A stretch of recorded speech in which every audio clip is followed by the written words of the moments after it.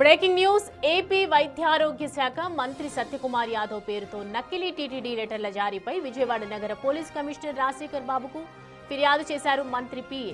TTD fake లెటర్ల విషయాన్ని మంత్రి సత్యకుమార్ కార్యాలయం దృష్టికి తీసుకొచ్చారు బాధితులు. మంత్రి పేరుతో టీటీడీ ఫేక్ లెటర్స్ జారీపై దర్యాప్తు చేయాలని కమిషనర్ను కోరుతూ ఫిర్యాదు లెటర్ను పిఏ అందజేశారు. కేసును రిజిస్టర్ చేసి దర్యాప్తు చేపడతామని చెప్పారు కమిషనర్. టీటీడీ ఫేక్ లెటర్లు ఇచ్చేవారి విషయంలో జాగ్రత్త వహించాలని కోరారు. బాధితులు మోసపోవద్దని కమిషనర్ రాజశేఖర్ బాబు కోరారు.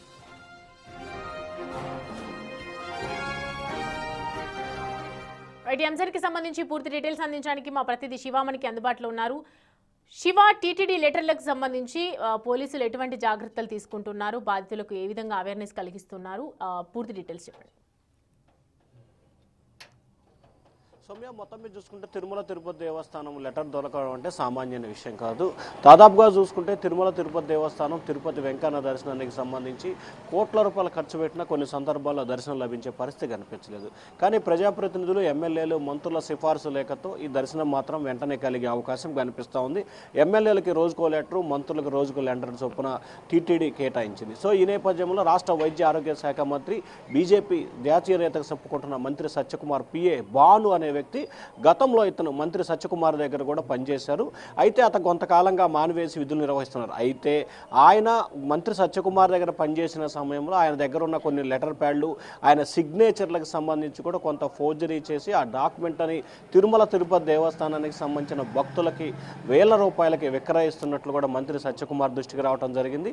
ఇటీవల కాలంలో తిరుమల తిరుపతి దేవస్థానానికి సంబంధించి వరుసగా 4 రోజుల పాటు మంత్రికి సంబంధించి 2 లెటర్లు, అలాగే ఆయన పిఏ ఇచ్చిన బాను అంటే ప్రస్తుతం అనుమానం వ్యక్తం చేస్తున్నారు పోలీసులు, అతనిచ్చిన లేఖకు సంబంధించి ఒకేసారి 4 లేఖలు టీటీడీకి వరుసగా 4 రోజుల పాటు చేరుకుంది. ఒక్కసారిగా అనుమానం వచ్చిన తిరుమల తిరుపతి దేవస్థాన సిబ్బంది మంత్రి సత్యకుమార్కి సమాచారం ఇచ్చారు. వెంటనే 2 లేఖల్ని టెస్ట్ చేసిన తర్వాత ఫేక్ లెటర్ వచ్చినట్లు కూడా మంత్రి కార్యాలయం గుర్తించింది. వెంటనే విజయవాడ సిపి రాజశేఖర్ బాబుకి ఫిర్యాదు చేశారు. అయితే ఫిర్యాదు చేసిన వెంటనే కూడా పోలీసులు రంగంలో దిగారు. విజయవాడ సిపి నేతృత్వంలో ఒక బృందం హైదరాబాద్, తిరుపతి, ధర్మవరంలో గాలింపు చర్యలు చేపట్టింది.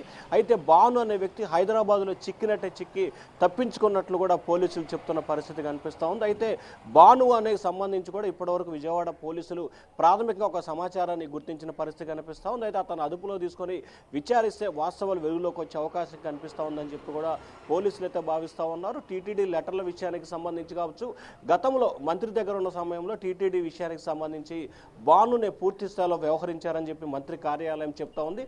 సో ఈ నేపథ్యంలోనే బాను పాత్రపై కూడా ఎక్కువగా అనుమానాలు వ్యక్తమవుతున్నాయి. పోలీసులు అదుపులో తీసుకున్న తర్వాత పరారవటంతో ఆ అనుమానాలు మరింత బలం చేకూరే పరిస్థితి కనిపిస్తోంది. ఈ నేపథ్యంలో చీటింగ్ కేసు కింద కూడా విజయవాడ పోలీసులు కేసు నమోదు చేశారు. 2025-96 కింద కూడా ఎఫ్ఐఆర్ నెంబర్ 95 కింద కేసు రిజిస్టర్ చేసి దర్యాప్తు కొనసాగిస్తున్నారు. ప్రస్తుతం అయితే తిరుమల తిరుపతి దేవస్థానం విషయంలో పూర్తి స్థాయిలో అప్రమత్తంగా ఉండాలి. ఒకవైపు సైబర్ నేరాలు, మరొకవైపు డిజిటల్ అరెస్టులు, ఇంకొక వైపు వాట్సాప్, సోషల్ మీడియాతో నేరాలకు పాల్పడుతున్న నేపథ్యంలో ప్రజలు పూర్తి స్థాయిలో అప్రమత్తంగా వ్యవహరించాలి. మీరు ఖచ్చితంగా టీటీడీ విషయానికి సంబంధించి కావచ్చు, మిగిలిన విషయాల్లో చాలా జాగ్రత్తగా వ్యవహరించాలి. ఖచ్చితంగా దళారులను నమ్మవద్దు. మీకు ఒకవేళ అనుమానం ఉంటే కనుక వెంటనే పోలీసుల టోల్ ఫ్రీ నెంబర్కి ఫోన్ చేసి వివరాలు సేకరించుకోవాలని చెప్పి పోలీసులు అయితే చెప్తా ఉన్నారు. Soumya. Right Shiva, thanks for the updates.